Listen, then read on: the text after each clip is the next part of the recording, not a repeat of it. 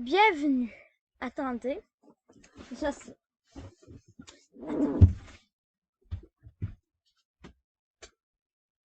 bienvenue dans le nouveau Westrat de horreur. On va en faire un seul, mais elle est longue, ok? Parce que j'avais le goût, là.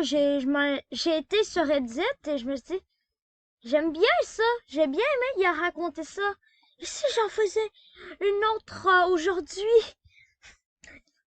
Fait que, fermez la lumière, attendez que ce soit la nuit, prenez un petit popcorn et allumez.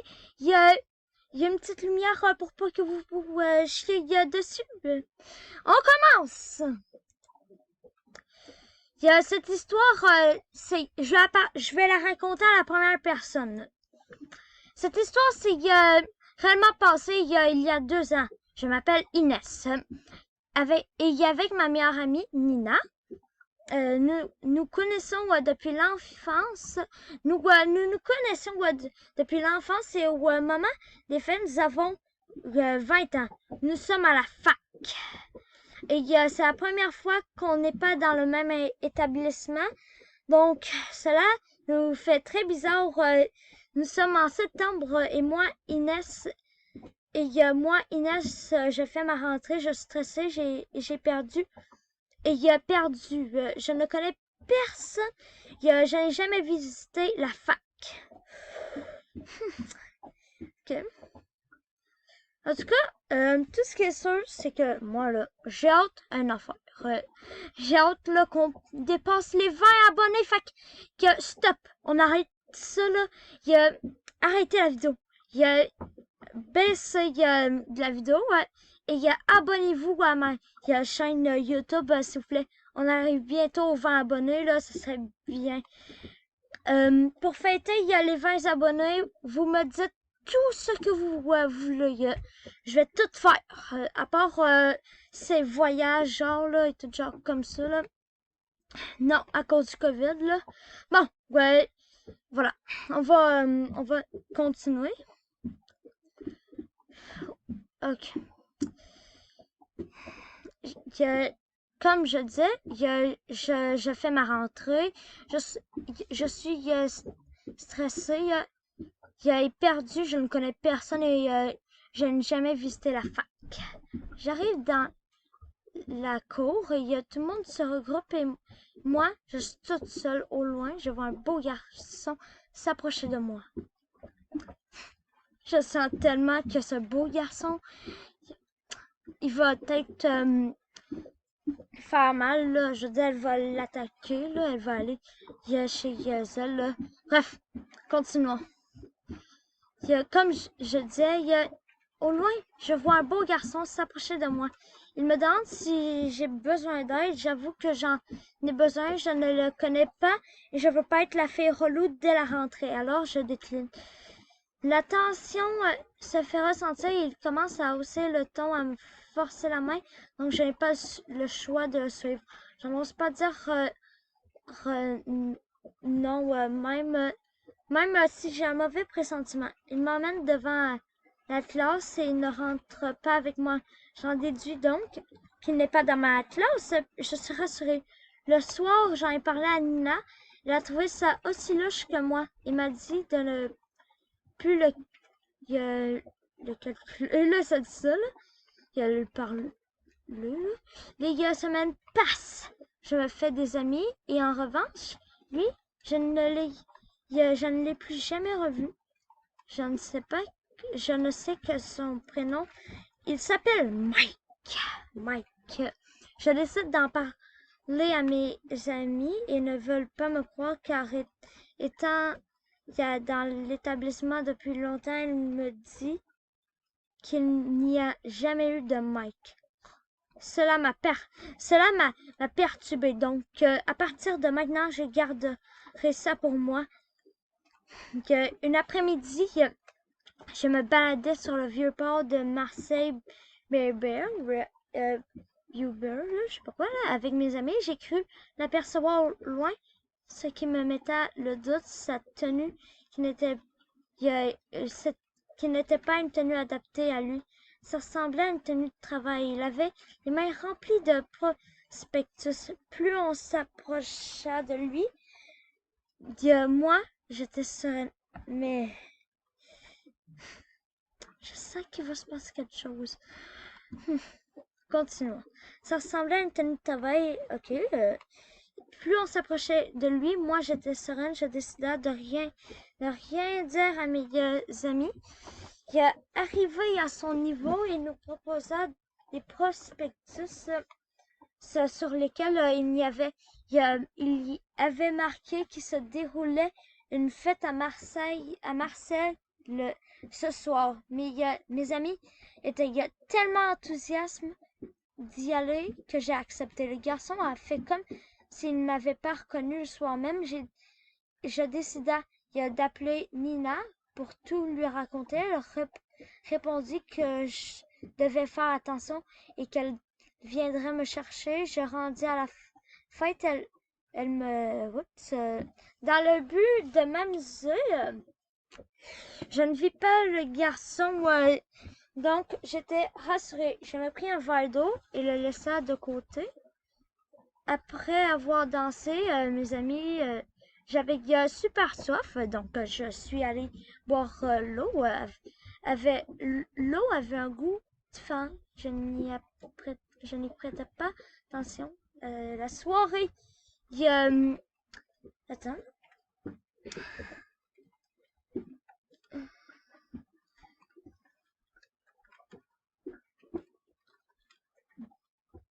La soirée commençait à être ennuyante, donc je décida de m'asseoir et de regarder mes amis danser jusqu'à la fin de la soirée. On bascule dans la peau dans la on bascule dans la peau de Nina. Je suis dans ma voiture et je me dirige vers la boîte de nuit. J'avais hâte d'arriver car j'étais très inquiète. Inès ne m'avait pas envoyé de message comme je lui avais demandé. Quand j'arrive sur les lieux, le parking était vide. Il y avait juste une camionnette blanche. Je ne prêtais pas attention, mais c'était quand même louche. J'attendis quelques minutes dans ma voiture et quand j'ai vu les portes s'ouvrir et la foule sortir, je me mets devant pour essayer de voir Inès. Le temps passa et je ne la vis toujours pas. Au bout de longues minutes, je vois ses copines sortir. Elles étaient complètement ivres. Je leur demanda où se trouvait ma meilleure amie. Elle ne répondit pas et s'en alla. Je décida alors de rentrer dans la boîte de nuit. Tout le monde était déjà parti. Il n'y avait que le DJ qui finissait de ranger ses affaires. Je lui demanda alors s'il n'avait pas vu une jeune fille. Il me répondit que s'il l'avait vue, il l'avait vue partir avec le propriétaire par la porte de secours. À ce moment-là, mon cœur a fait un bond dans ma poitrine. Je me suis retournée et j'ai vu au loin Inès rentrer dans la camionnette blanche avec une mine.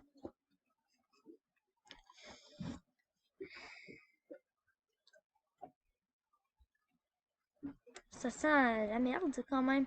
Ça sent qu'il se passe quelque chose. Ok. Avec un homme qui me paraissait... Ok, attends.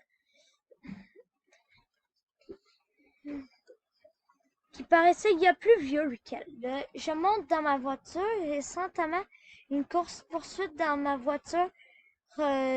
J'ai toujours gardé avec moi un dictaphone.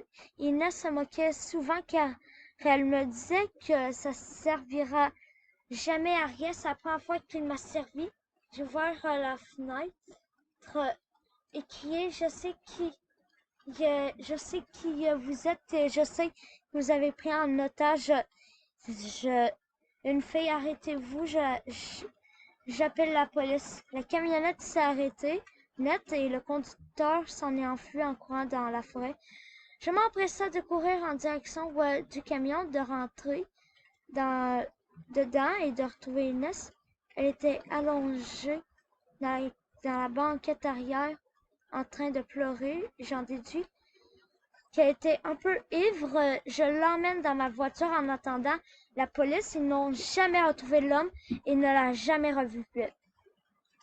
Cette histoire nous a traumatisés. Si quelqu'un veut la raconter, merci d'utiliser nos vrais noms. C'était bien l'histoire. Comme je vais être gentil, une deuxième histoire, mais celle-là va être moins longue.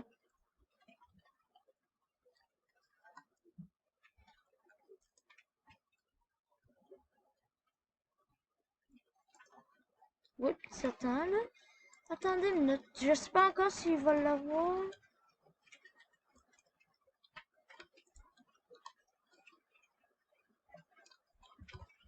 Voilà, ça c'est la dernière, puis vous avez remarqué. Pas grave, on s'en fout. Ça se peut que je refasse une autre vidéo aujourd'hui, mais pas sur les threads d'horreur, sur un autre jeu. Cette histoire a été inventée, mais bon, je vais vous la raconter là, à la première personne. Je vais essayer de faire en sorte que ce soit plus à la première personne. Là. Tout a commencé quand j'avais 7 ans. J'étais allée à j'étais allée faire de l'alpinisme comme tous les week-ends car je vivais dans les Vosges. J'ai commencé ça il y a un an, c'est-à-dire à 6 ans, j'avais un peu d'expérience. Un matin du mois de décembre, j'étais allée avec mon père, mais cette fois, c'était parcours solo. Alors, j'étais seule en train de monter ma montagne. Et c'est montagne. Quand j'étais à la moitié du parcours, j'ai vu une grotte. Je suis allée et jeté un coup d'œil et j'ai vu un couteau, une poupée et une hache. Arrivé à la maison avec mon père, je suis allée me coucher. J'ai vu une poupée, un couteau et un homme avec une hache. C'est à la fin. C'est déjà la fin. Bon, je vais être gentil.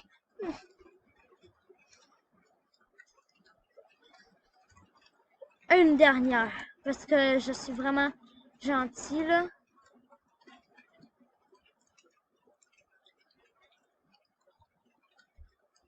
C'est parti!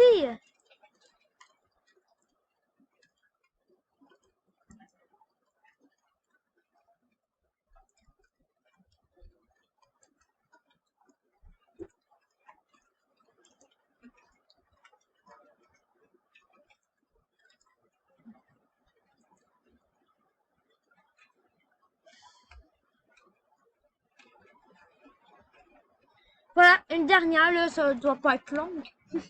Salut à tous, je vais vous raconter ma petite histoire assez courte mais assez terrifiante. Tout d'abord, je m'appelle Ayman et j'ai 17 ans. L'histoire s'est passée lorsque j'en avais 15. Première personne, je vous rappelle. C'était une soirée d'hiver, mes parents travaillaient beaucoup et je n'avais pas le temps de faire des courses. Du coup, ils ont décidé de m'y envoyer. Il était un peu tard et il faisait un peu sombre. Il faut savoir que j'habite dans un village de 3500 habitants et on se connaît à peu près tout de vue. Le Auchan, était à 30 minutes de chez moi. À pied. Wouh, il y a beaucoup de pluie maintenant. Ok, on arrête. Je passe par la ville, mais le Auchan est éloigné de la ville et il faut passer par une longue ligne à côté de moi.